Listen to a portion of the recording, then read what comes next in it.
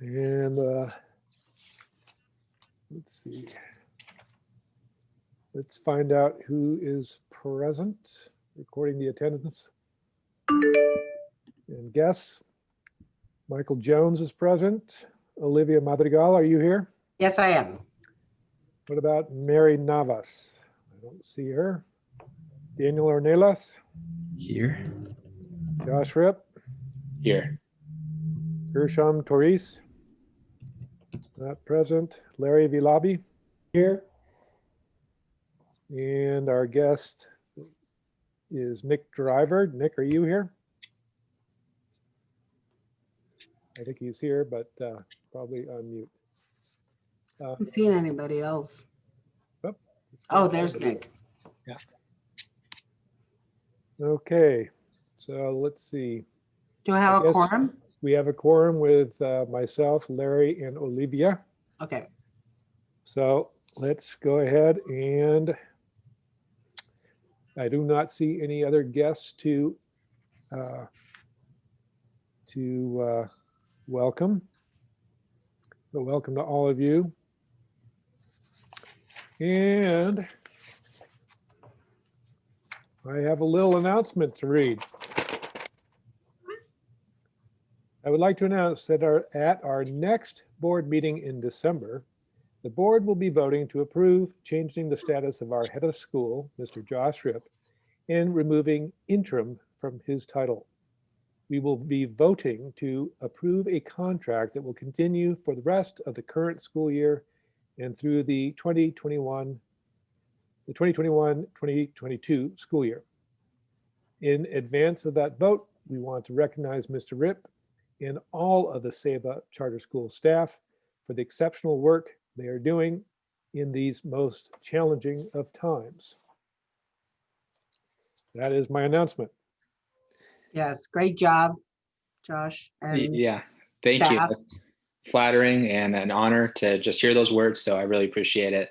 And I feel really fortunate to get to work with a great board like all of you, as well as a great staff here at Saba. It's all about teamwork. It Very is. cool, Josh. yeah, Okay, so we have the agenda. Do I have a motion to approve the agenda? I'll motion to approve the agenda. I'll And do I have second. a second? Thank you, Larry. All those in favor of approving the agenda, I'll go one by one. Olivia, how do you vote? Aye. And Larry? Aye. And Michael votes aye as well. So the agenda is approved. And now we come to the public comment stage. I don't see any public to comment, so I think we'll move right ahead on to the report section with the monthly financial update.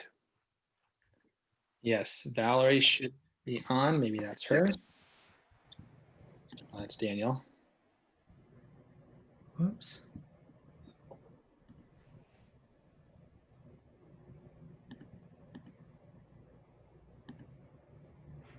Okay. You want to Since go ahead and Valerie's do not your head on, of I'm going to school? go ahead and go into my report and then we can come back. I just texted her. Very good. Okay. So Saba charter renewal update. I let you know through email that we were unanimously approved by the 7-member PVUSD Board of Trustees on Wednesday. Let's have a little applause. Thank you, Mr. Absolutely. Ripp. Thank you.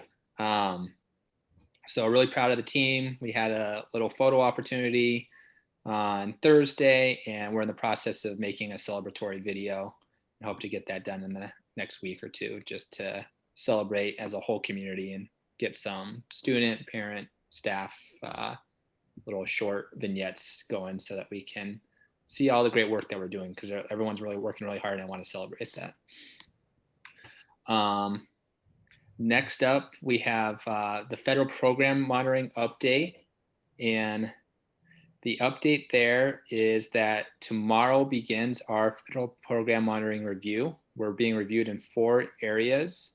The adjusted cohort graduation rate, which so far I think is going fine. I don't think we have any findings there.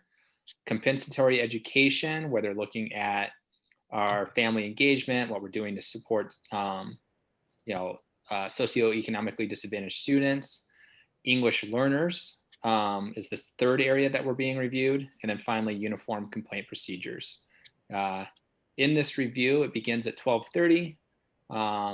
Daniel Ornelas, myself, Mike Rich, our tech director, and Rachel Berg, our director of talent or human resources, will be there at the beginning. And then we'll have staff, teachers, and parents participating in interviews with the reviewers.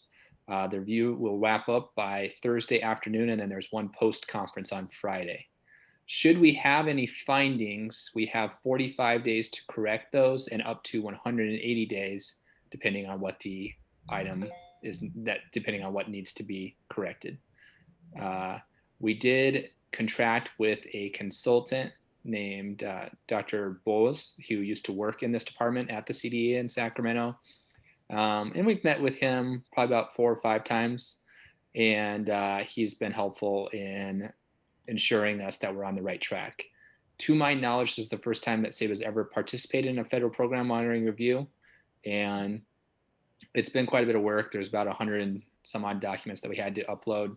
I want to give a big applause to Daniel. They have a tool on the CDE website where you upload all of these documents, and he's been working really diligently to make sure that all those documents are updated and uploaded accurately. So that's the update there. Once this process is complete, I will update all of you in an email Friday evening. Josh, is that review process all taking place on Zoom? It is, yes. It is all taking place on Zoom. All righty. All right. Okay, since I see Valerie, do we want to hold on your next report and go to the financial update? Yes, let's honor Valerie's time here and Thank you. jump into that. Yes, good evening, everyone. So this month you have your monthly financial update with the first 3 months of activity. And everything is just trending as we expected. And we are getting ready to roll up our sleeves and work on your first interim budget. Let's see, so Josh, you did a screen share. Okay, great. Yeah. Thank you very much. Yeah, so, taking a look at the cash flow, we're going to end the year projected with 156 days cash on hand. So that's approximately 38% of your annual expenditures, taking into account the deferrals that we've talked about multiple times and expending your settlement reserves this year.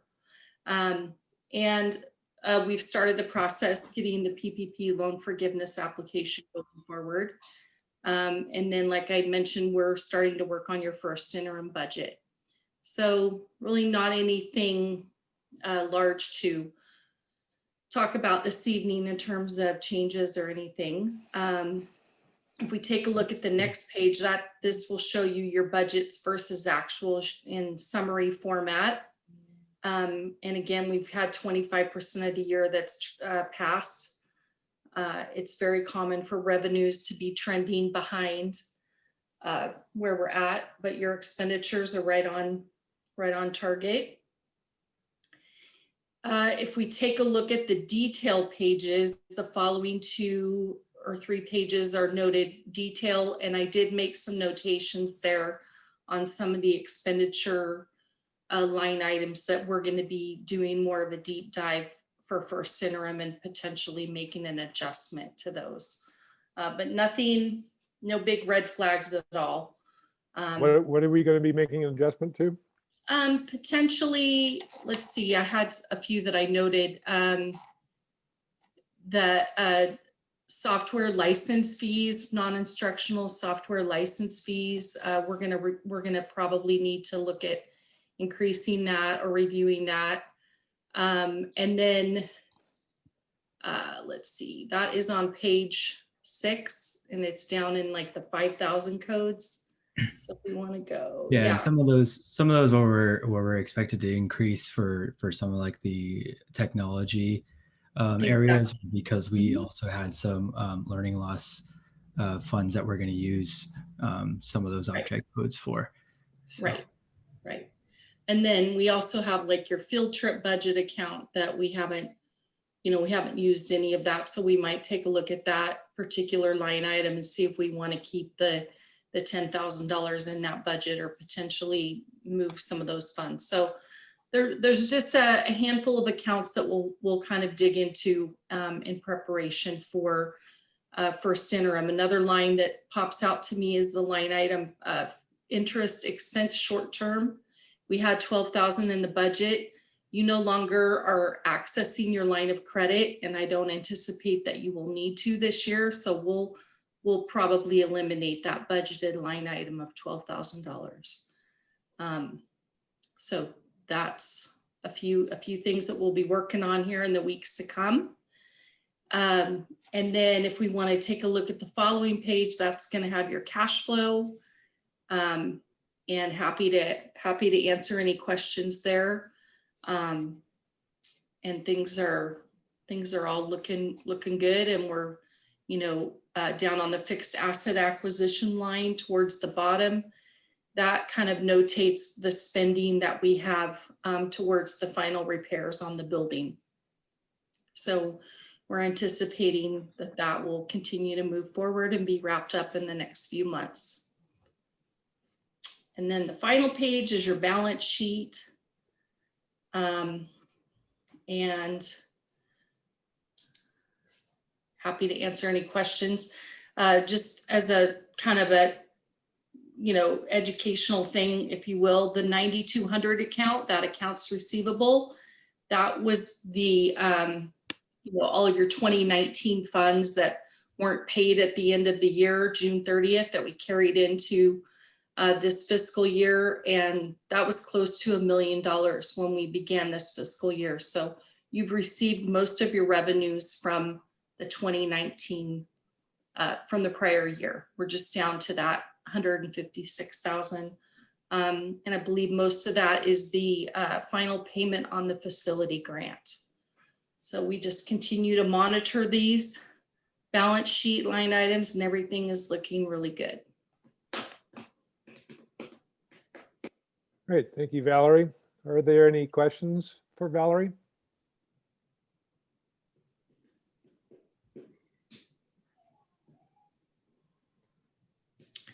I look forward to seeing you guys next month, and we'll be presenting your first interim budget at that time.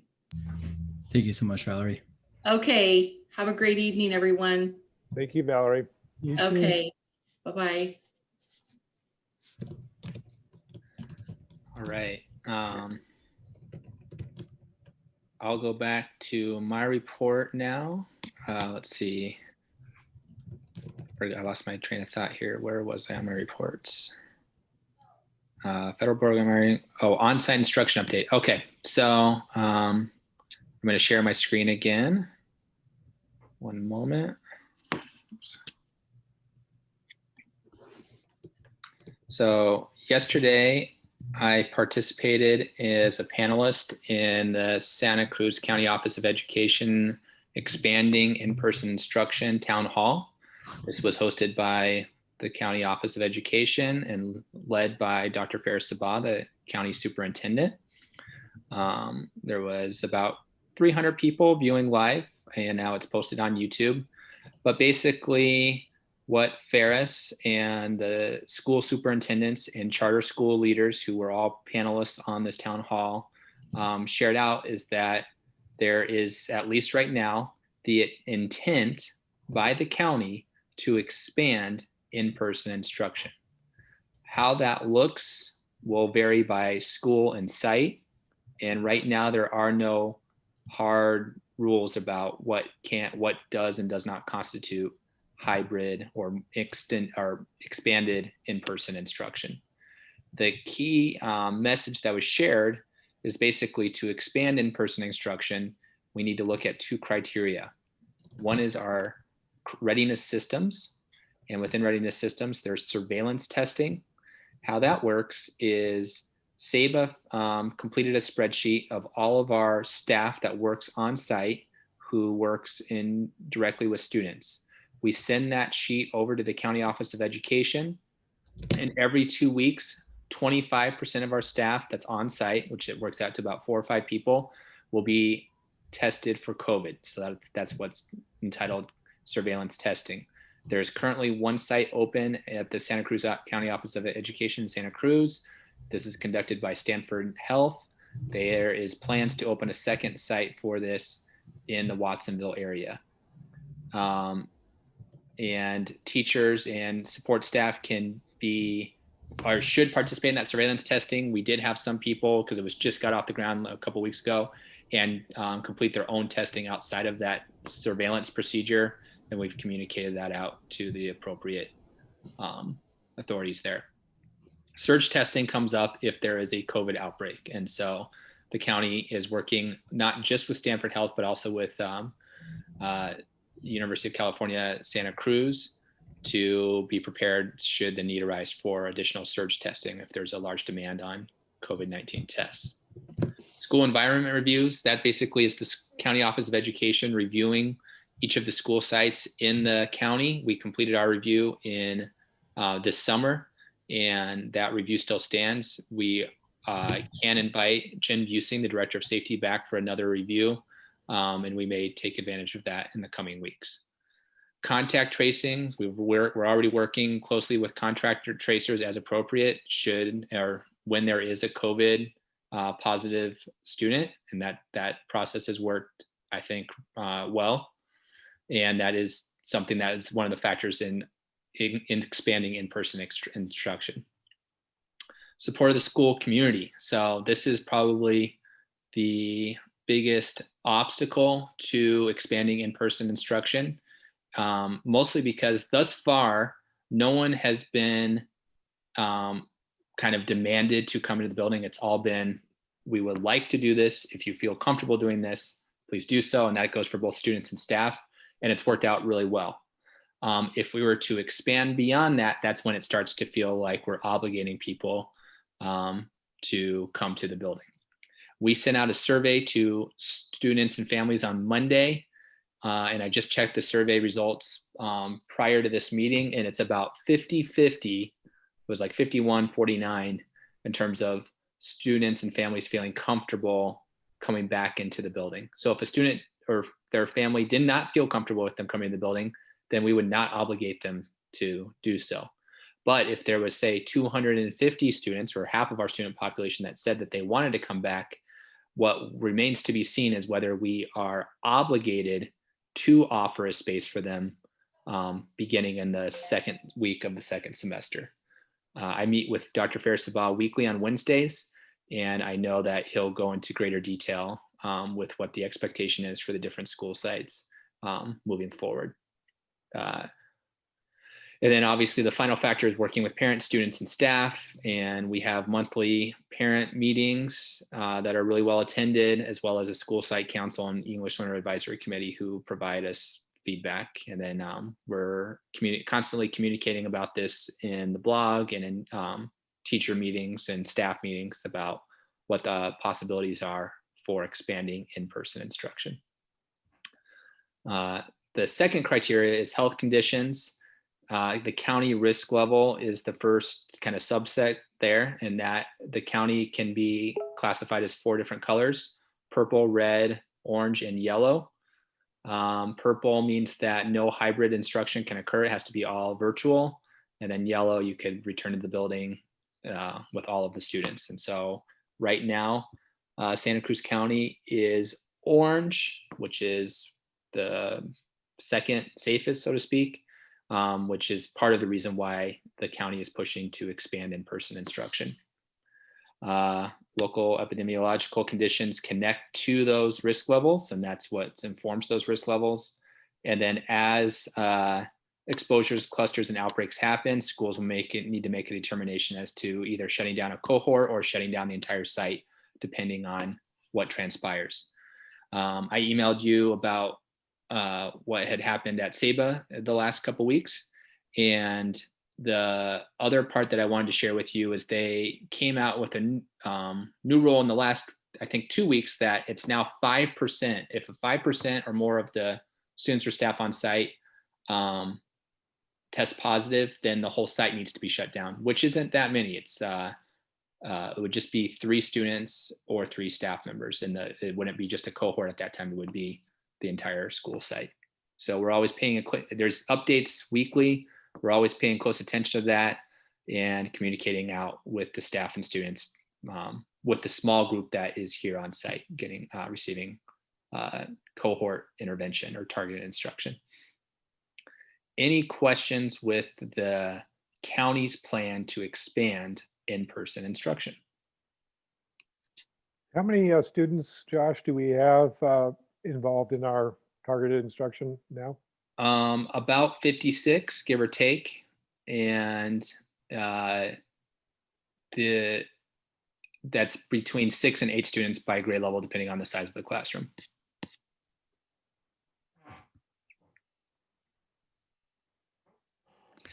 And it's important to note that for that, what we're offering there, the state calls that targeted instruction. We didn't like the word target, so we're calling it cohort intervention.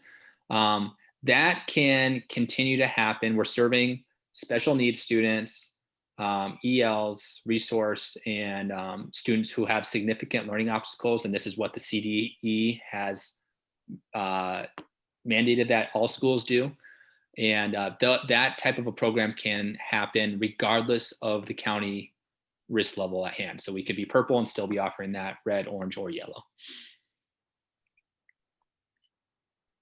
Any other questions for Josh on that item? Okay, let's move on then to the operations report. Great. So I will start by sharing my screen. I hope I have permission still. And I do. Okay. Great. Let's move my face out of the way. Oops. Present. Okay. So our construction is going along quite well, actually. We're still on pace to finish by the end of the month. We could be looking at completing it in the next couple of weeks, actually. A lot of the main parts are really complete for the water intrusion. I would actually say it is all complete. The exterior of our building is our doors and windows are put back up. The drywall and painting is complete now. They actually are starting to look like normal classrooms again. So the big part that they need to complete are just the bottom left hand corner. You'll see an image where they started digging a trench. They're going to be pouring a curb there on the side of our building next to the Elixir building. So they anticipate pouring the concrete for that curb on Friday, I believe. So that's really the biggest part that needs to be done. There are a lot of small things that need to be done, including you'll see the bottom right-hand corner. We have one of our classrooms that we're using for cohort instruction. I took this picture because I wanted to show it's starting to look like a classroom again. You can see it has that exterior door that leads to the turf. You can see it has those nice new windows with the wood paneling around it. And the only thing it's really missing is carpet to start to look like a normal classroom again. And we had carpet, so they're going to be putting carpet in this week and next week to finalize that. So we're getting close to the finish line. Like I said, there's still a few things that they need to do, but we continue to meet with them every Tuesday. We're excited with the progress.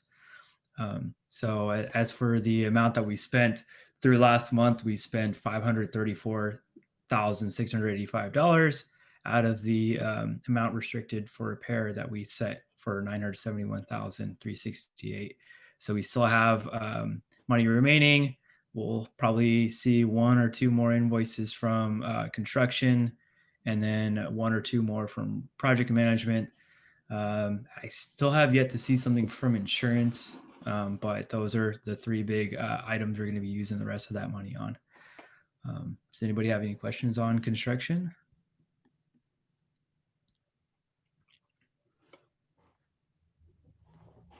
Looks good. Congratulations. Yeah, it's nice to see progress. Yeah, it's great. It's starting to look like it did 4 years ago, and actually better, I think. So That's great. And I know it's stressful when you have construction because there's always something new that comes, you know, you think you're on track and then something new comes out. So we get it. yeah. So for the next update, I am trying to find what Josh and I were working on today. You want me to share, Daniel? I've got it open. I got it. Okay. Thank you. I will share my screen once more. I give Josh all credit for this one.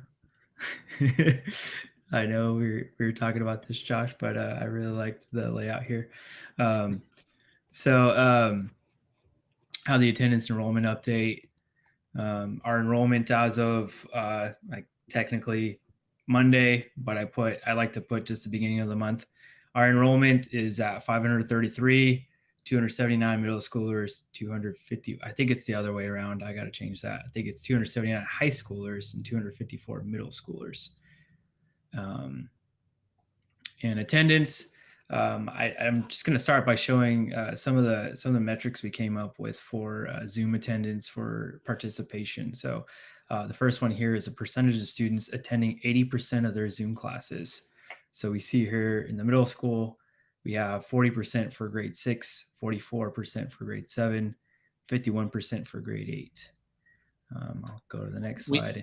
We shared this out at school site council as well. So obviously what you're going to see is like, whoa, what's going on here? These numbers seem really low. And then you'll see more as we continue along. Go ahead. Thank you much. Next, we'll go to high school. So percentage of students attending 80% of their Zoom classes. For grade 9, that was 22%. For grade 10, that was 6%. For grade 11, 29%. And grade 12, 22%. Moving on, we'll go and look at the percentage of students attending more than 50% of their Zoom classes. That's where we start to see a little bit better participation. Grade 6, we have 81%, grade 7, 82%, and grade 8, 80%.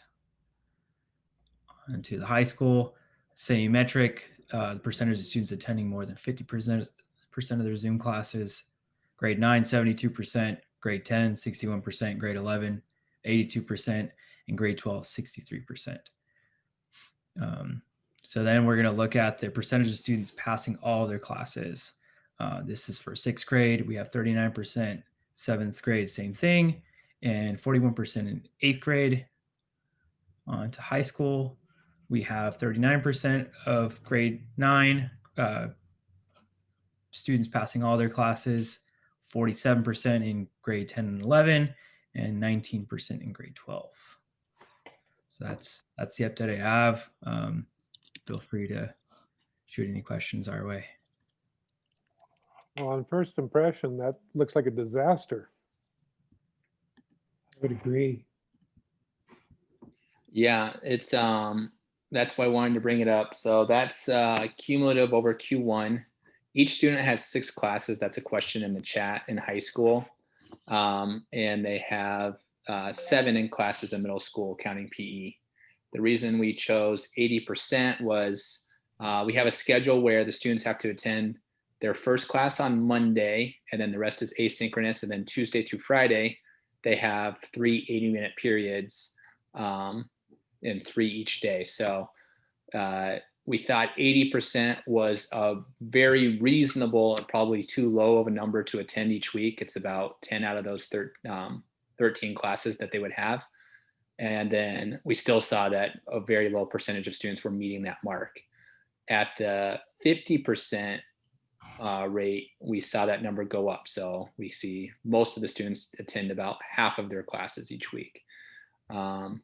And so we have a lot of systems in place to support students, including phone calls going out daily, tutoring in the afternoons, grade level academic coordinators meeting with families. We just wrapped up individualized learning plans, which were basically parent teacher conferences over the last 2 weeks, where we met with every single family.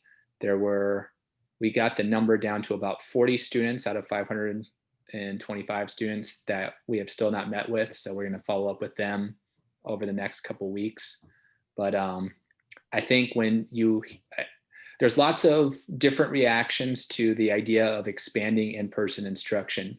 But I think sometimes when you see statistics like these, it can be kind of sobering at the obstacles and difficulties that many students are finding in successfully managing distance learning. Josh, a question about on the finance side, this is not affecting ADA, right? Because you just have to show that the students show up for at least one class per day in order to count their ADA. That is accurate. And that we're waiting to hear final word, but ADA also may be waived this year. That's right. So I wonder, if there's some sort of a subconscious message that the students are taking in that, I mean, they don't know that. I know that's not what you're communicating as a staff to the students, but I'm wondering if they're, if they know that that you guys are not going to be hurt financially if as long as they show up a little bit. Obviously, it's not good for their learning if they're only showing up 50% of the time. But I wonder if that's playing into this at all.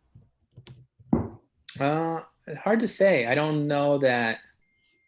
I guess it's a possibility. I would posit that most of our students don't even realize that them attending all of their classes is what allows us to receive funding from the state. Right. That's What probably true. about technology issues? Yeah, good. Because I know that there's been a lot of families who don't have the means for the laptops or the internet, or they have 4 or 5 kids. I know alone in my sister's house, their internet went down because there were 4 kids online, and it was anyway. So I get that there's challenges. Yeah. There are internet issues. We have hotspots, which look like little kind of hockey pucks that we provide to students who just don't have any internet. And that works reasonably well. It's not super fast. But then something, attending these ILPs and going to classes, you see that when there's many students in one household online, it really slows down the internet. And I think I know what happens in some cases is you get knocked off once, you try to get back on, but it still doesn't work, or it's really slow, and you just say, okay, forget this. I'll just try and get my work done and not join the Zoom for that day, which of course is unfortunate and something we want to avoid, but it's also an obstacle outside of our control. Have you sent out information to the parents that, hey, this is what's going on? And I mean, I'm sure you have, but we always want to ask those things anyway. Yeah, absolutely. I welcome those type of questions. And yes, we call daily. The office actually feels bad. They always say, I don't want to call anymore because the parents get frustrated with me. But I say, just please continue to do that. We also have an attendance review team that meets weekly. And then we follow steps through, everyone that misses 3 days completely in 1 week gets a letter from me. And then once they receive a second letter, then they get a home visit. I've completed about 15 home visits thus far. And then they get scheduled for us. It's just like an internal SARB or a school attendance review team conference where we explore difficulties, and they range. I don't want to say it's all internet. Internet is one factor. Right. A lot of times, I'll be honest, it's like the student, you can see like they have the anxiety of not completing their work. They know they need to do it. But then it could be they need somebody kind of supervising them, and that person is not there. So then there's that motivation.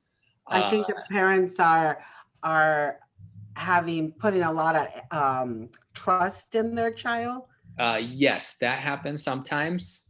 Sometimes it's not even about that. It's just about parents work night shifts or day shifts, and they're just not available during the time when they need to be. Or they say, okay, get online. I'm leaving at 7. And then they say, okay. And then the kids go back to sleep. There's another part to this too, where and maybe you've experienced this as well. It's like time starts to kind of bleed into one day leads to another. And if you don't have real structures in your day, it sometimes can be difficult to manage, especially for adolescents. And so we've done a lot of kind of talking about providing structures in parent leadership, and school site council. And I think one of the things is when I'm at those parent leadership meetings, they're always really receptive, and we've shown some great videos and tips on that. But it's also the group, many of the parents that go to that, their students are already on top of everything, and the parents who are not attending that are the ones who maybe need to hear that message more. Yeah.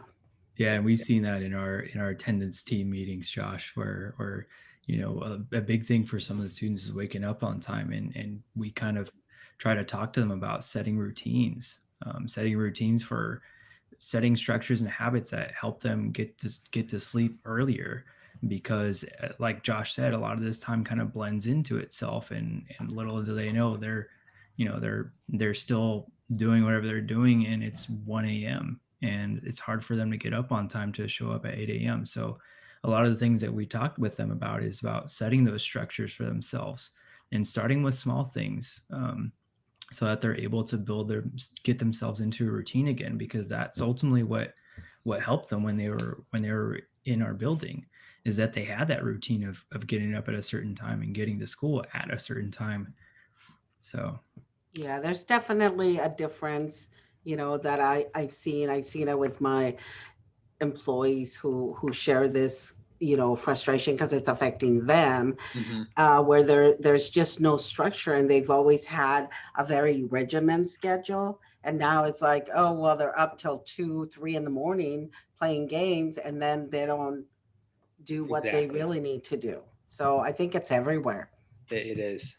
I mean, even simple things like you don't even think about it, but driving or riding with your mom or dad to work or school, that even just that act itself kind of sets your mind into a space where, okay, I'm going to school. I'm getting ready for Right. someday. And now it's just like, roll out of bed, flip open my Chromebook, probably don't even eat breakfast. And then it's like, will you even flip open your Chromebook? Which obviously we see it's not happening consistently enough. Yeah. The other thing I wanted to say is that's why we have this targeted support or cohort intervention. We put together a metric where we have a weighting system. 40% is Zoom attendance, 40% of the weight is grades, and then 20% is social emotional concerns. And then we put in the data and it comes out with a point total, and then we rate those point totals in terms of needs. So the higher the point total, the greater need. So the greatest need would be you're never going to Zoom and you have all Fs, for example, and you have some type of social emotional concern that we've been made aware of. You would have the highest point total tool, and then we go down from there. And then we're constantly looking at that to determine who should be in the building for cohort intervention. One thing that I want to do, I think we're at the very early stages of deciding what an expanded in-person instruction would look like. But I do think that we have about 50 kids. I think we could easily get to about 100 kids who need to be here because distance learning is not working for them for all the reasons we've discussed. But I'm unsure of how to staff that. And so that's kind of one of the calculuses that I'm trying to figure out right now. We have our distance learning team looking at that, as well as our admin team. We're working together to come up with solutions. Josh, what is the picture going to be given that attendance pattern with individual students' grades? To what extent will their grade be affected by their not attending classes? The grade, there is no section for Zoom attendance, like 10% of your grade is Zoom attendance per se, but there's a strong correlation between attending Zoom and completing assignments. And I don't think that you asked this directly, but it might be what you're getting at. We have a fair number of students who maybe are in that kind of 40 to 60 to range. We have to get to 70 to pass. And I think with lots of positive support and taking advantage of the grade level academic corridor time, their teachers' time, and tutoring time, they can get to that passing mark by the end of the semester. But one thing we've been I was talking quite a bit today about this with different grade level groups is what do we do with that group of students who has turned in very little, and there's, it's probably, 5 to 10 kids in each grade level. What do we do at the end of the semester with their grade? it's one thing in the middle school, but it's especially important in the high school where this goes onto their transcript. It also, can impact their graduation date.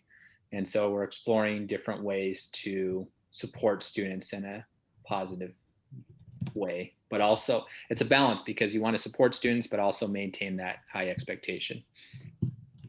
Now, Josh, the concern comes as to, say, especially with, say, seniors, Yes. as low number up there. Hmm.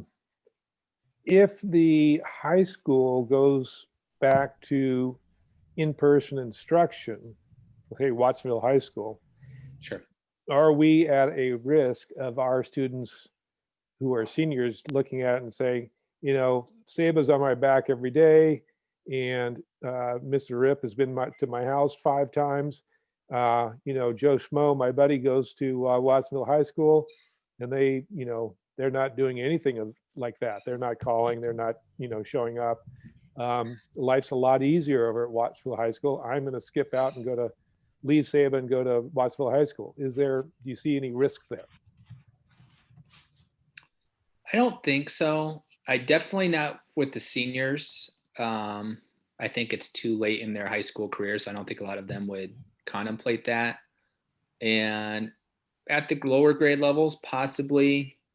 I went to 20 parent-teacher conferences over the last 2 weeks, and one thing that stood out to me is and I went to all the students who were struggling, or many of the students who were struggling, and even those students, their families were really grateful to the communication, everything we're doing, and they're just trying to make it work the best they can. And sometimes, obviously, it doesn't succeed like we want it to. But they're really, it wasn't like this kind of animosity or anything. If anything, they felt really supported and just, they know that this needs to improve and they're not sure exactly how to go about doing that.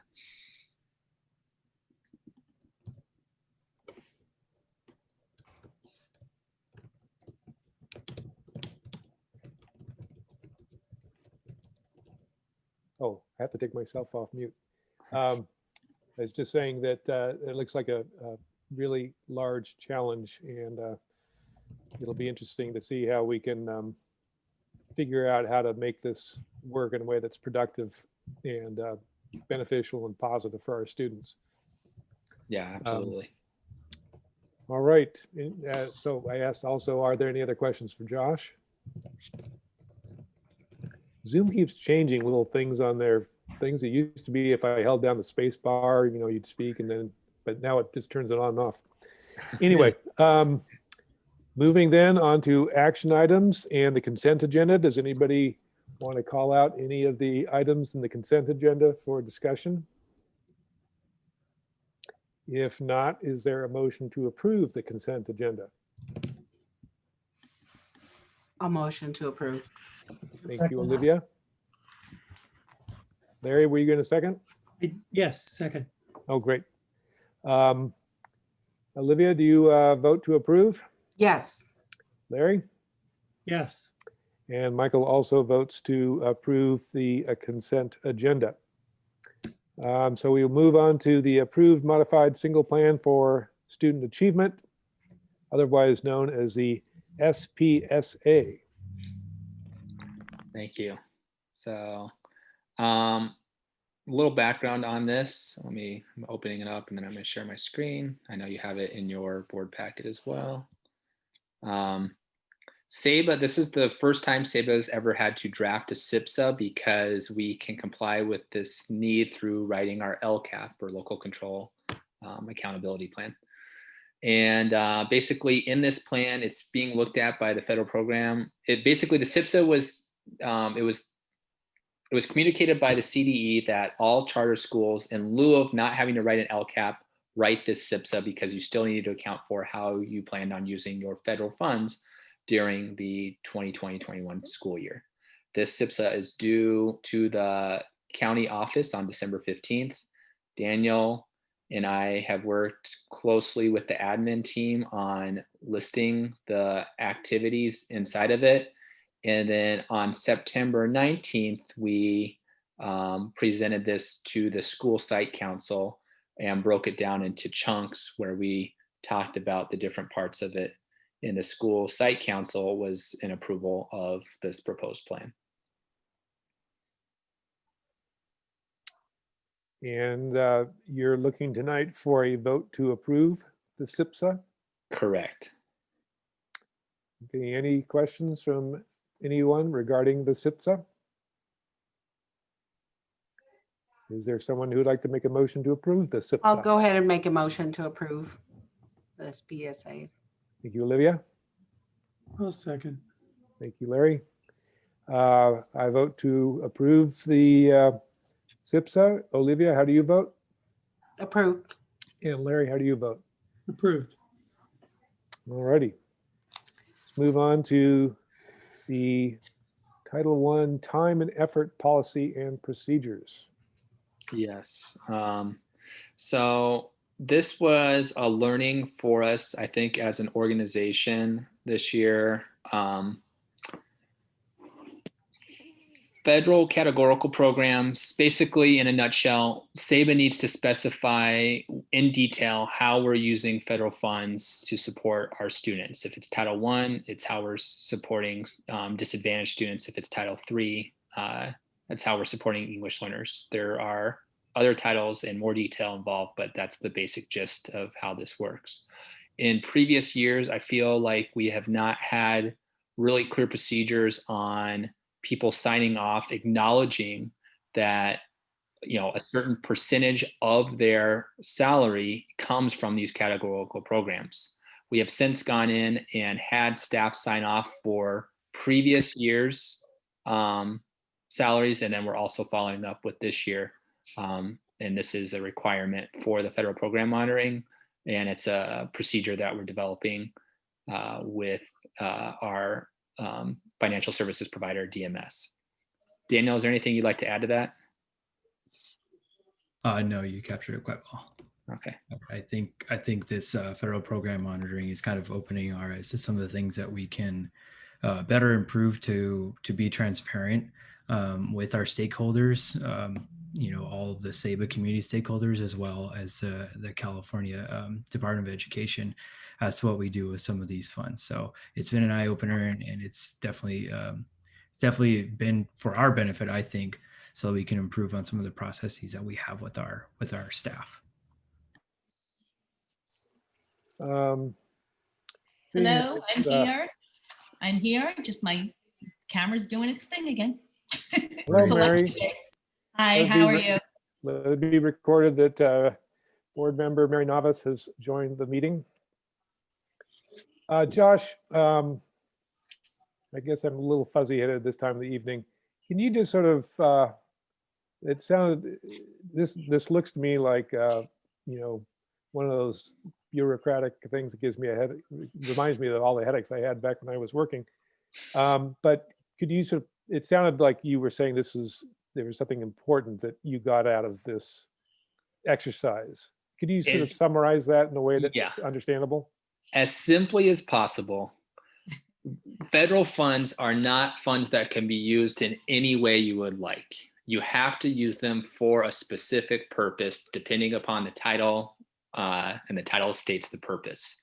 If teachers' salaries are funded partially through these federal funds, which many are, they Mhm. need to acknowledge that by signing a certain report monthly, and that procedure was not in place at SABA prior to this year.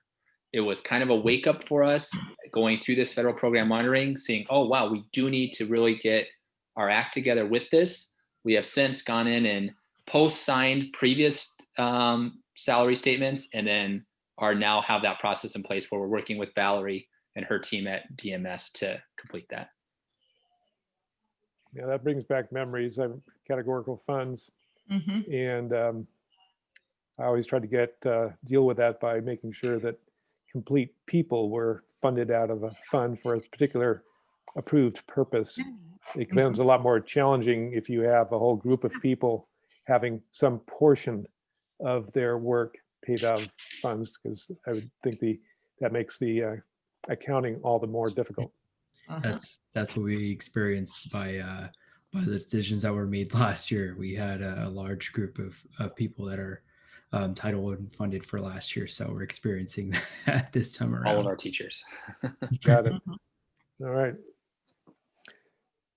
So you are looking for an approval of the Title I time and effort policy and procedures that are being adopted by SEBA. Yes, I am. Are there any questions from the other board members regarding this item? No. You have someone make a motion to approve. I'll go ahead and make a motion to approve. Thanks, Olivia. I'll second. Thank you, Mary. Michael Jones, the board chair, votes to approve. Olivia, how do you vote? Approve. Mary, how do you vote? Approve. And Larry, how do you vote? Approve. Thank you very much. On to the next policy, family and engagement policy. So this comes out of the compensatory education portion of our federal program monitoring review. We actually did already have a family engagement policy that I thought was complete. It was included in our handbook and actually reviewed by YMC, but the reviewers stated that we needed to have more detail in this policy. And so they provided us some feedback. I've since updated our policy, and I would like the board to approve this policy tonight. Basically, what this parent and family engagement policy outlines is how we get families involved at SEBA. And in the first page there, you can see we have our parent leadership meetings once a month on Saturdays, usually the third Saturday of each month. We have our English Learner Advisory Council. We have our School Site Council. We also have weekly newsletters. It outlines, I'm sure you've read it, all of the different ways that we interact with our families. I think the issue that the reviewers had, where they wanted to see specifically title funds called out in the document. And so now you'll see in a few places that it says Title I, and that's what we did. Josh, I had a question in the document that I have that I'm looking at through Boardable. There's a section called Parent Involvement Opportunities and Examples, and there's no text underneath it. Or are the items under there the classroom and school volunteers? Are those like subheadings there? Yeah, those are subheadings. Got it. Okay. Yeah. Makes sense now. Okay. Any other questions for Josh on this item? No. Okay, can I have a motion to approve? So moved. So second. Thank you, Mary and Olivia. Larry, how do you vote on this item? Yes. That was Larry. Oh. Michael votes to approve. Olivia, how do you vote? Approve. And now Mary, how do you Oh, vote? now Mary, not Larry. Yes. All right, thank you very much. Okay, I think that completes our action items for the evening. We now head into section 5 on the discussion item. Okay, so this is our first time that we've had a discussion item, I believe, or this heading as discussion item at a board meeting during this academic year. And I brought up how I participated in the Santa Cruz County Office of Education town hall on Monday.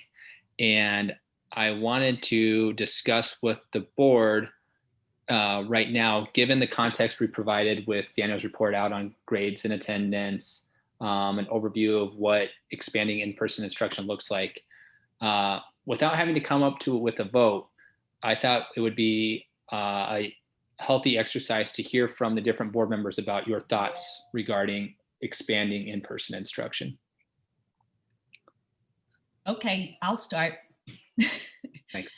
So bottom line, I'm just going to be direct and straight to the point. I think it's very important to have kids in school. Yes, take all the precautions necessary, masks, shields if you have to, any of those things. Mm-hmm. But I think it's really important to, and of course it's safe it's safe, bringing them back safely, make sure you're spraying the rooms after cohorts are in, if it's going to be going down that road. Mhm. But I feel like the kids need to be in school. We need those kids to be educated.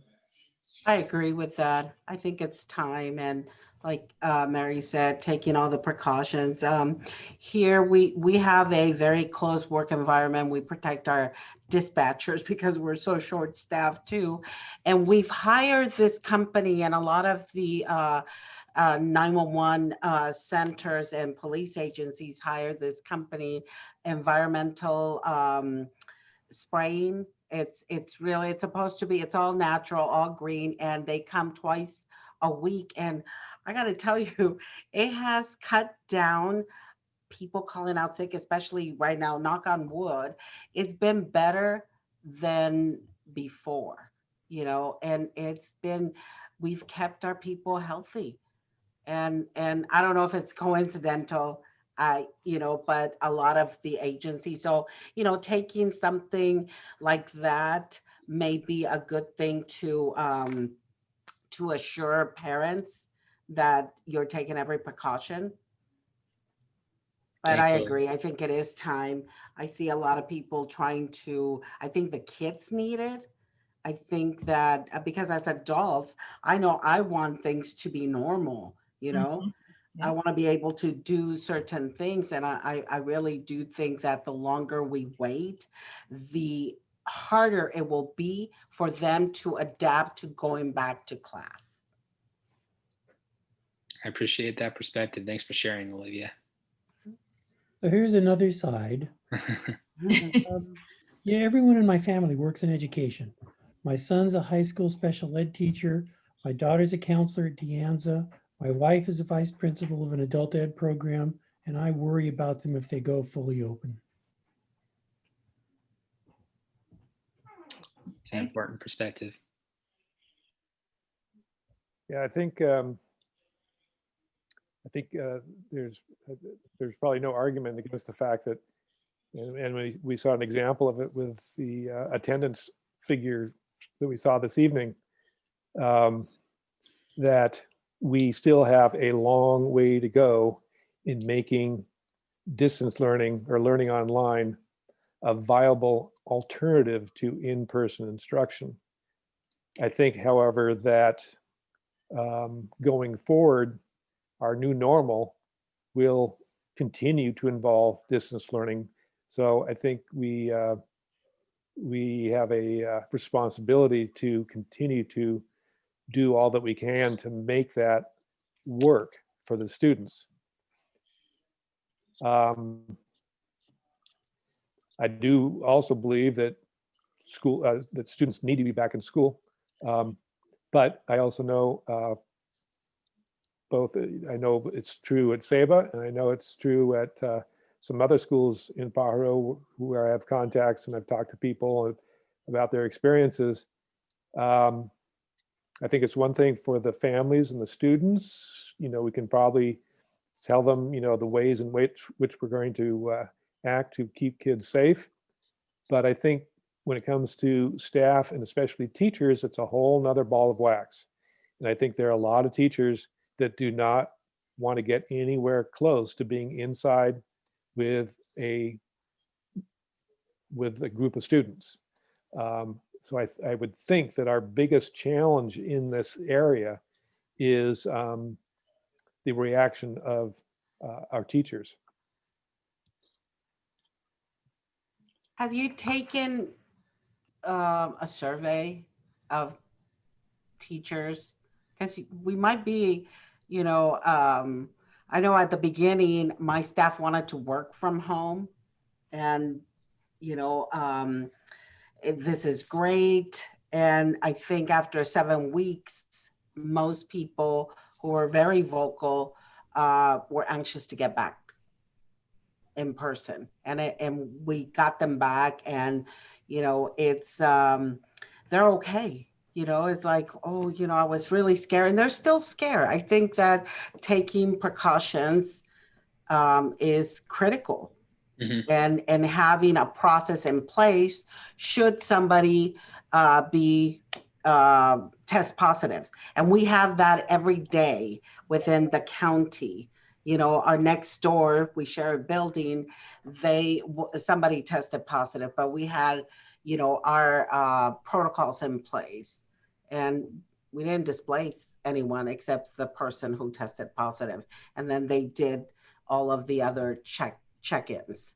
So maybe that's just an option to kind of see where they stand. Yeah, absolutely. I wrote about this idea in the blog post this week, and many teachers tuned into the town hall and then wrote me questions afterwards. I haven't yet, so I mentioned earlier, so far students are expressing about half the students want to come back, half would prefer not to. I have not sent out a survey to the staff yet, but I do plan to do so in the coming weeks. And the reason I haven't done so yet is I kind of want to facilitate a conversation with our teacher leadership group that meets next Tuesday to kind of talk about it a little bit more before I send out this survey. Even the thought of it can really be kind of just emotionally jarring for many people, and understandably so.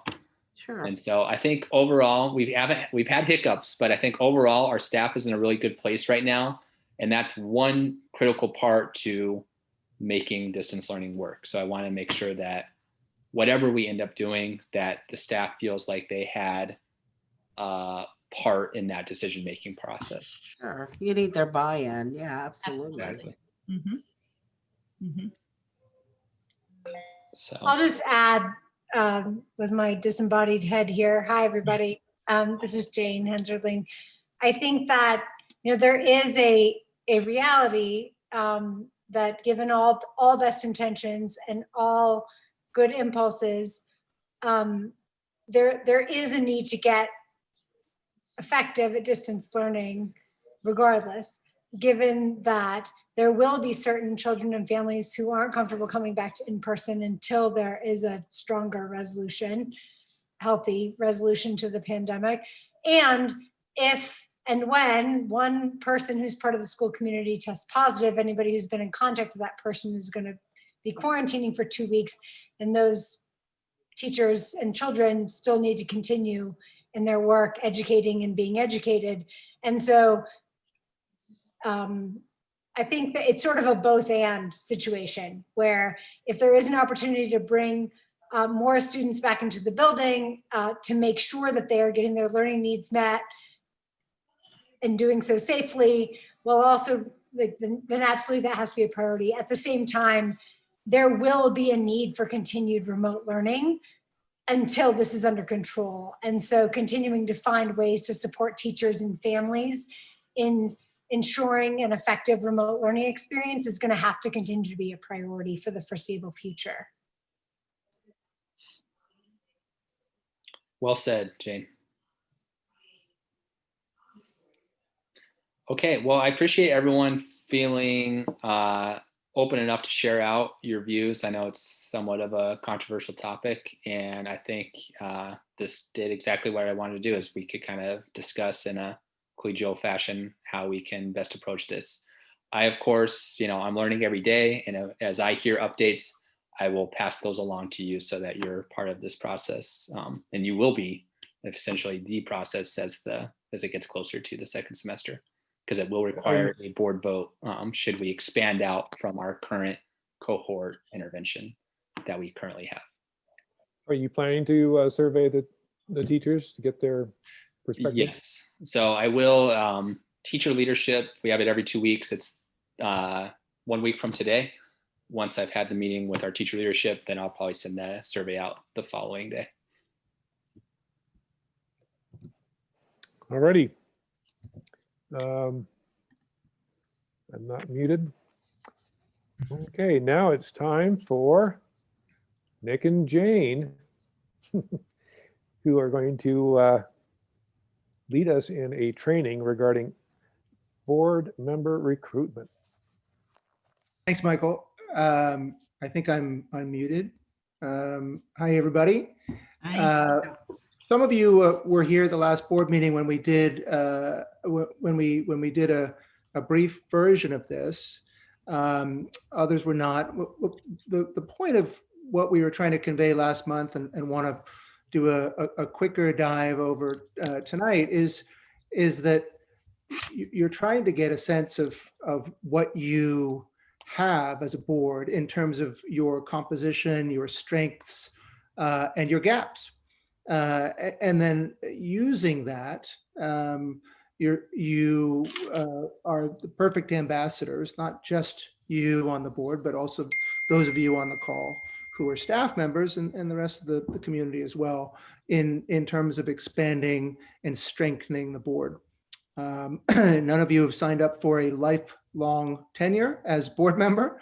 The understanding is that you will serve 3 years, possibly more, but you always have to be thinking about learning and growing as a board, as well as the school doing the same thing.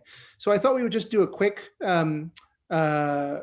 redo of last month's slide deck, and I'm going to ask Jane to do that. And then instead of just leaving it with us talking at you about what your needs are, we would look at a matrix of what boards usually want to have, the kinds of skill sets and experiences and characteristics, and just do a little bit of an exercise, all of us, in seeing what we have and also therefore what we need when we go out, starting as early as potentially next month and recruiting new members, new leaders in the community to be on the SABA board. Any questions before we jump in? I know I've just thrown a lot at you, but Josh, I've sent you reshared the deck if you want to share your screen, if you don't mind. Happy to. And if we've done it for 3 of you already last month, we might just do it once more quickly for those of you who weren't able to be there. Do you have that, Josh? Yep. I'll open it up right now. To Great. get everybody kind of thinking and talking about this, and I really do want people to talk because I mean, you are the SABA board. And so your perspectives and your engagement in this is going to be what drives the board forward. So I'd love to hear just quickly, and please don't be shy, why do nonprofit boards exist? Like what in your mind is the function of a nonprofit board? You can feel free to toss out words, phrases, quick ideas. Don't be shy. I would say supporting leadership, the organization's leadership. Thanks, Mary.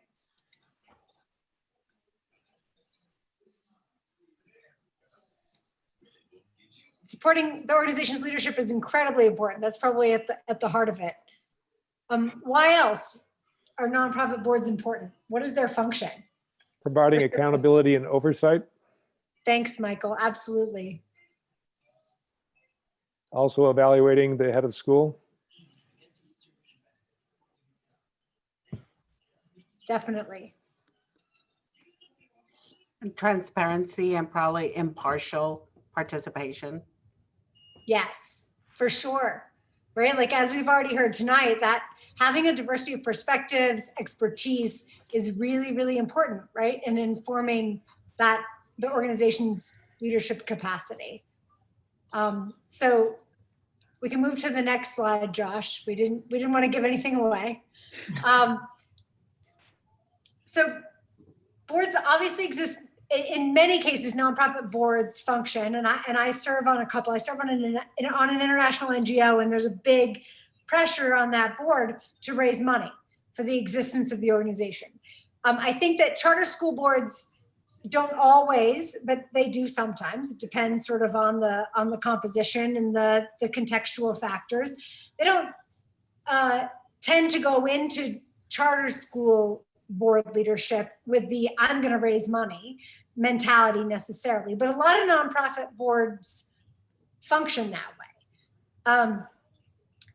It's really important, however, that charter school boards especially, yes, there is a fiduciary responsibility and a fundraising opportunity as well. But most importantly are pieces related to compliance and ensuring academic rigor and meeting the terms of the charter, right? And when charter schools have effective boards, the school is far less likely to succeed because that administrative leadership is getting the support, the accountability, and the expertise and guidance necessary to really deliver effectively on the mission of the school and deal with the myriad challenges that come with leading a charter school, which is a really distinctive, really unique type of nonprofit organization. And as that last bullet point on this slide says, it's lonely at the top.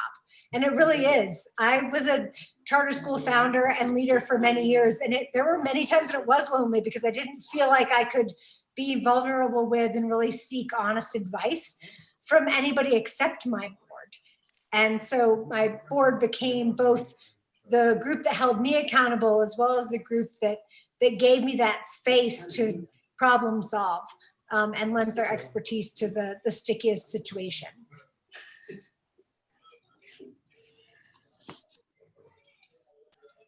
All right, so the next slide, developing an effective board. If you just want to take a moment to read that to yourself. I don't think you're going to see anything here that is deeply surprising, but is there anything that stands out here to you that you want to call out with regard to what really is essential in making sure that a board is effective?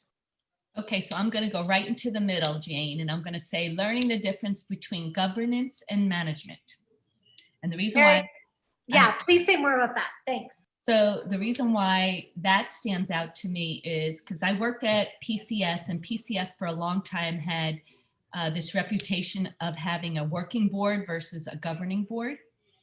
And sometimes that was dysfunctional, right? And sometimes it wasn't, just depending on the leadership.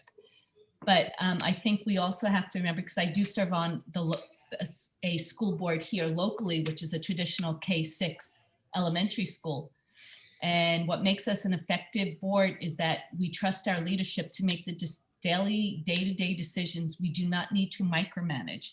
So we need to govern and provide basically a sounding board for the school leadership. And she in turn, or he in turn, whoever, bounces those things off of us because of what we bring to the table. Thanks so much for articulating that, Mary. I think that's a great way to encapsulate the incredible value that board members bring while ensuring that very healthy and important distinction. Any other thoughts about what makes boards effective? Or you could take the contrary and talk about what could make a board ineffective, or anything else from this slide that really sticks out to you that you want to highlight. I think having the identifying the differences between the whole board and individual board members, that's critical. You really need to get a good balance of people with different experience, parents, not just parents, but people who have a variety of experience and culture differences. I think with that, Olivia, also comes the fact that as boards, we may each have our own opinions on things, but when we walk out, we speak with one voice. Yes, very good point. And that's critical, because if we all think the same way, it's not gonna balance things. That's exactly right. Mm-hmm. And to piggyback on the earlier comments about the difference between governing and management, I think what's key to that is that that there's a relationship between the board and the head of school or the executive director that where there's a level of trust to allow the head of school to do the management, but also knowing and trusting that if something's going sideways or if there's a fire erupting, that the board is going to be informed and that there'll be transparency, so that that the board doesn't end up being the last group to understand that the house is burning down. Absolutely. Thanks for that, Michael. To sort of carry through the example of the international NGO that I serve on the board on, I was just informed by the executive director that there were a handful of fellows that are part of this organization that just tested positive for COVID. And that particular executive director took it upon himself to reach out to the board members proactively and say, here's the situation, here's what we're doing in response, here's my assessment of the situation, let me know if you have any questions, right? There's that importance of informing and keeping engaged, asking for advice when appropriate, and just ensuring that the board is apprised so that they aren't caught off guard and can be there to help navigate the inevitable challenges that come up in any kind of work, and especially in the nonprofit and school sector. Josh, let's go ahead and the next couple of slides, 5 and 6, are really about what you all might think about as you are considering recruiting and selecting additional members to join the SABA board. So thinking about, we're going to go, Nick will actually take us through in a moment, this sort of identification of the areas of skill and expertise that already exist on this board, and identifying what those needs are to continue to build out the board capacity. And then the next slide, this sort of outreach and pitch, sort of who are your networks, what does success look like? And then on slide 6, the sort of who chooses to serve. And as we think about the kind of identifying the needs, identifying how you might conduct outreach, and what motivates people to join boards, I'd love to hear from you all to help kind of seed the ground for that. What's your own motivation to serve on the SABA board? Like, what is your personal commitment? Where does that come from? Why do you spend your time and energy and expertise and talents in service of SABA? Okay, so I'll start. I serve because I believe in the mission of the school. I also believe that children should be given every opportunity to thrive and to grow. And schools, not just charter schools, but schools just in general, that's what they're there for. And that's one of the most important, I see that as one of the most important things you can do for the next generation. Thank you, Mary. Does anybody want to build on that or add something different? I would agree. I mean, I do volunteer work. I'm a commissioner for the County of Santa Cruz, so I like to participate. Plus the fact that I had some family, nephews, and a couple of nieces in this in SABA. So I was involved in attending events with them, and the whole family was really involved, and I really appreciated the concept of preparing kids for college. So I believe in the mission, and I believe that diversity and it's very important for the success of everyone, not just the school, but for the students. Thank you, Olivia. I think that's really important and really powerful what you shared. Anybody else want to chime in?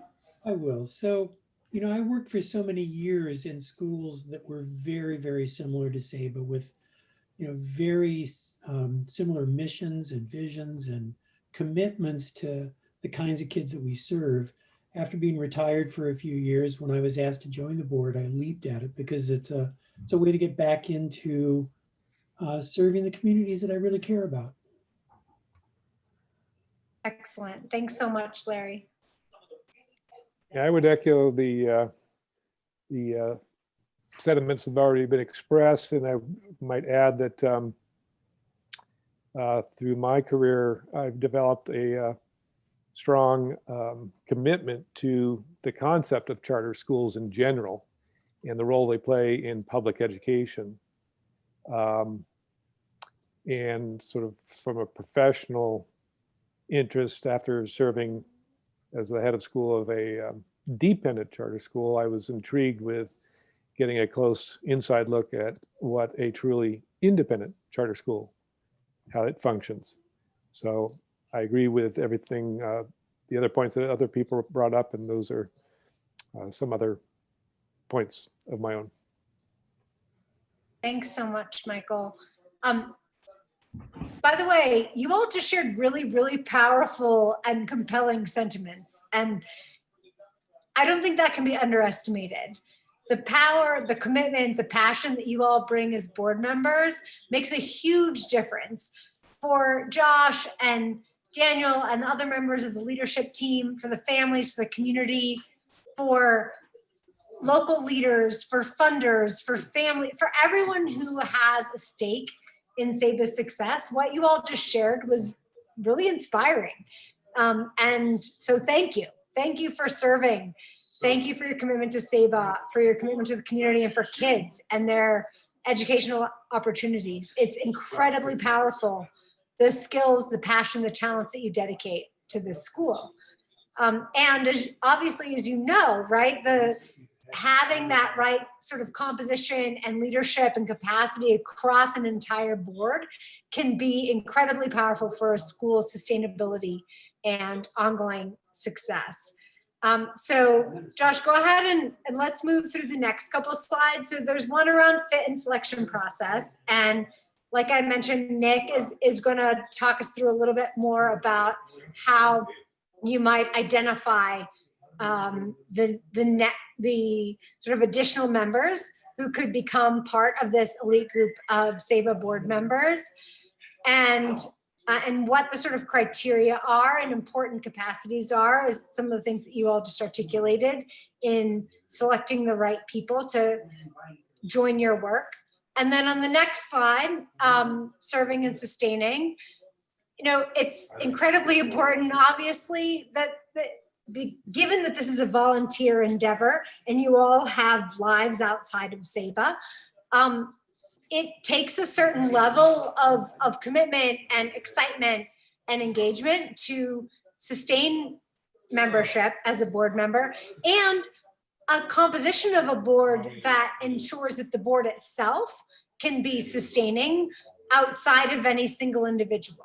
Right? Given that not any one person can dedicate 100% of themselves to SEBA 100% of the time. So if we move on then to slide 10, just sort of a final note, and then I'm going to toss it over to Nick in our kind of final minutes. Right now, the SEBA board is, relatively speaking, a small board. And right now, the sort of business of the board is the business of the whole.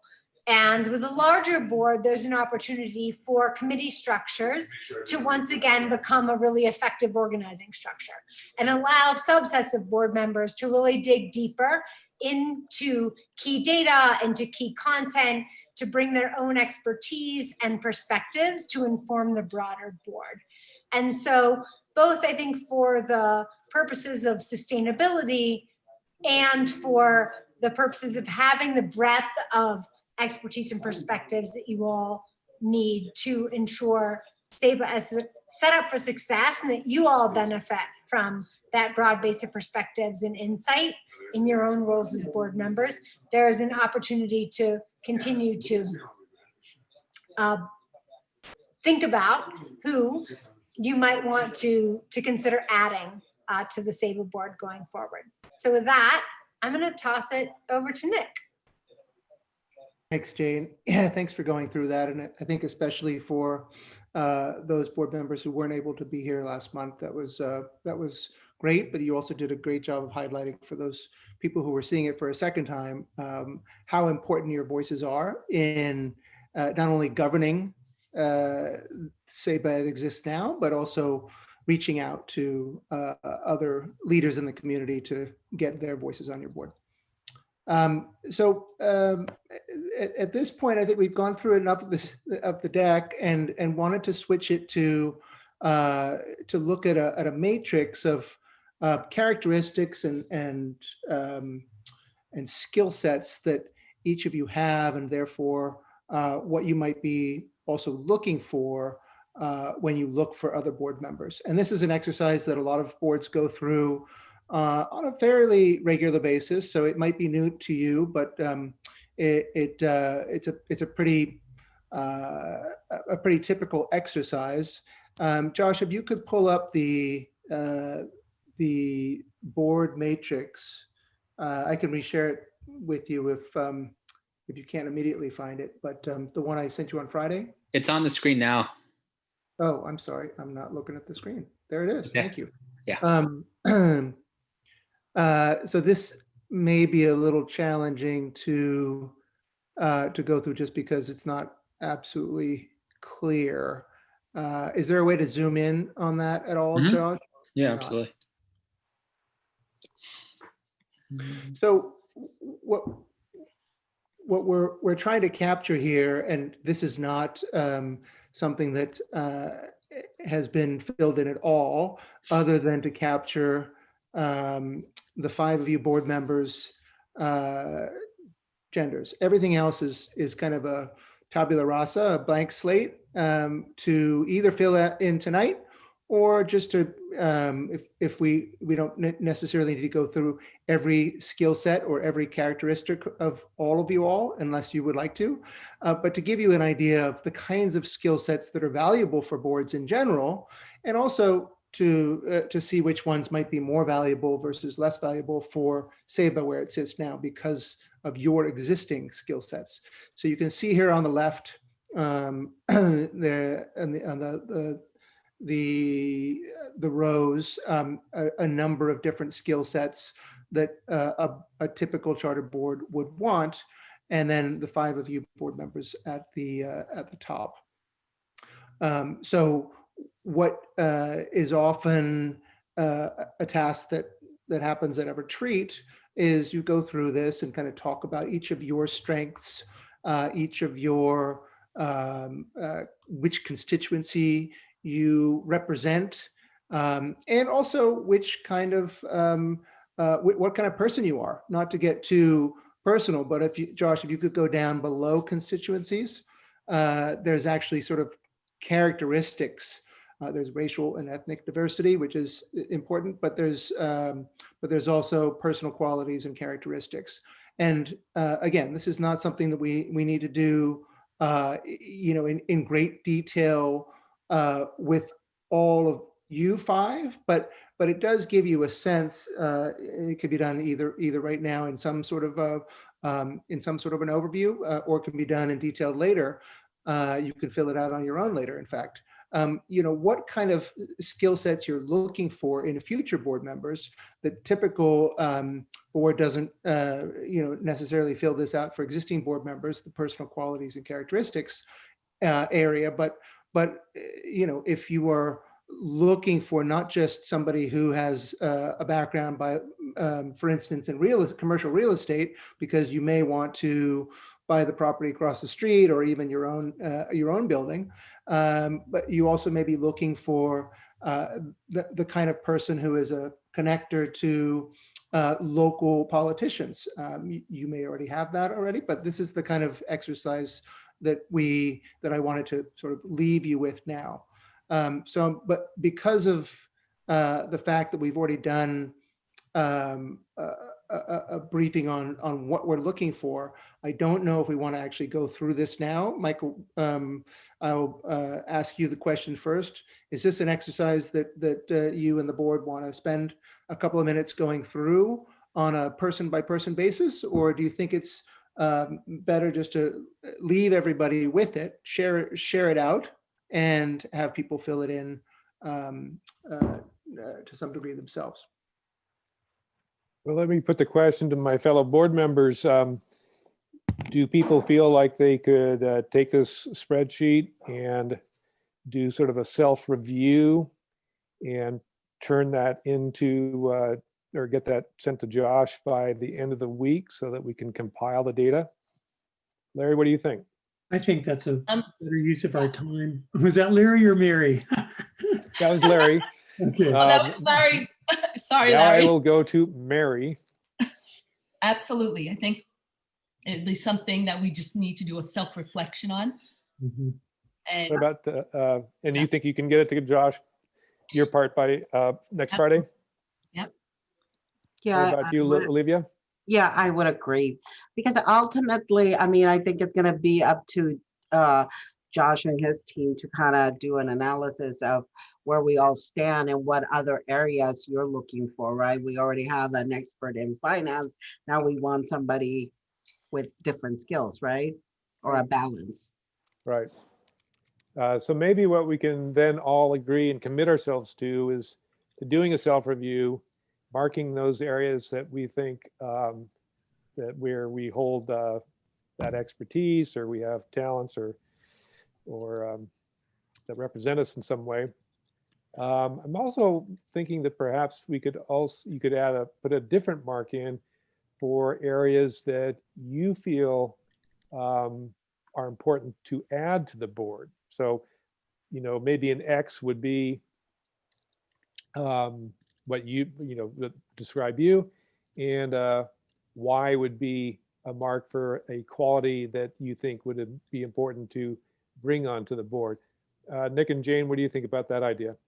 No, I think that's a great idea. I mean, this is not meant to be some sort of a closed exercise where we are controlling the spreadsheet. This is something which only works well when everybody is contributing to it.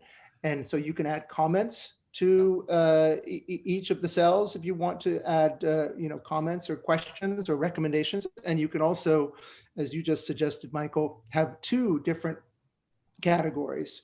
It could be, you could use colors, or you could use X's and Y's. X's being what each of you possess, and Y's, for instance, what you believe each of you is looking for in terms of future or other board members. Okay, it sounds like we all agree that we can commit to that exercise and to get that back to Josh by this Friday. Mhm. And we will then compile that information and share it with Nick and Jane and come up with something to talk about at the next board meeting. Great. And just in terms of, just so everybody's on the same page in terms of the notes that they're making in the document, Josh and Michael, I believe you both have the document. So one of you, probably Josh, can send it out. And then in terms of making the notations, you should just decide quickly here, what's going to be the easiest for the five of you. Is it going to be color codings? Is it going to be X's and Y's? Is it going to be adding comments into cells? That would be helpful so that you get sort of uniform results back. I can go either way. I just think it's important that the spreadsheet has what the legend is so that we're all on the same page. I'm sending it right now with the instructions you just described, and I will add that legend at the top of the spreadsheet so you can't miss it. Perfect. Thank you. You're very welcome. Okay, There it is. So that's great. And then once that is compiled, then obviously the next step is, identifying the gaps and going out and recruiting to fill those gaps. So that'll be, doesn't necessarily need to be at a next board meeting. It's kind of something that could occur once Josh gets the results back from each of you and compiles them and sends them all out to each of you. But it could also be at the next board meeting. I'll leave that up to you guys to decide what's the best way to take that next step once you've got the data. Okay. Sounds good. So then we do, like you said, Nick, send it over to Josh once we've completed it. Yeah. Okay. Let's keep it going to Josh as long as you're okay with that. It automatically updates once you open it up. So Okay, perfect. Yep. No need to share back or anything. So there's a legend at the top, and then I did an example of putting an X or Y in there. Great, thank you. And Josh, do you want to call Gershom to clue him in on the what we're doing, the Yes, exercise? I'll call him. I sent him the spreadsheet just now with the instructions. But yeah, absolutely. All right. And, okay. Thank you all so much on behalf of Nick and me for engaging in the great discussion. Truly, you all are an inspiring bunch of people, and I know you'll attract even more inspiring and passionate people to continue to serve SABA. So thanks for participating in such a great way, and looking forward to seeing this board analysis and helping you move it forward. Thank you both. Well, thank you to Nick and Jane for your presentation tonight, and Josh. Absolutely. Before I just want to, we need to decide on a December board meeting date. We have to do this today for sure. And so I want to make sure that we don't conclude this meeting before deciding on our date for the December board meeting. Well, you should probably do that now because I was about to adjourn the meeting. Okay. All right. So we need to submit a board approved audit by December 15th. We believe that the audit will not be ready by the Tuesday right after Thanksgiving break. In fact, I'm certain it will not. And so we need to move our December board meeting. At the previous meeting in October, I had proposed that we meet on Monday, December 7th at 5:30. At the September meeting, we kind of went around in a circle and we all had different days that didn't work for us because of our other obligations to board members and other organizations. So does Monday, December 7th work for everyone? Works for me. Yeah, it works for me. Works for me. Okay, let me look. Just had to go over and get my phone. Let's see, December 7th. Monday the 7th. Yes, it does. Wonderful. Okay. So But Josh, you do know that the audit was pushed out to March. So if it was going to be a problem, we had till March First interim. to approve our audit. So just so you know that in case. okay. I appreciate that. I think, is it the interim, Daniel? Did you say that? Yes, first interim. That's true. That piece you have to get done. They're not delaying that one. All right. Well, thanks. So just a special meeting in December. Instead of our typical first Tuesday, we're going to move that to Monday, December 7th. I'll send out an email explaining that subsequent to this meeting. All righty. That then I think concludes our board meeting tonight. Before I ask for a motion to adjourn, I'd want to remind people that at the December meeting on December 7th, we will be voting on the adoption of the head of school contract and to change the status from interim to a 1.5-year contract. So again, congratulations to Josh and the rest of the SABA staff for the tremendous work you're doing. And hopefully we can have all board members present at that December meeting. Sounds good. Thanks to Nick and Jane. Can I have a motion to adjourn the meeting? So moved. I'll second. We have a motion and a second. Larry, how do you vote? Yes. Olivia, how do you vote? Yes, please. Mary, how do you vote? Yes.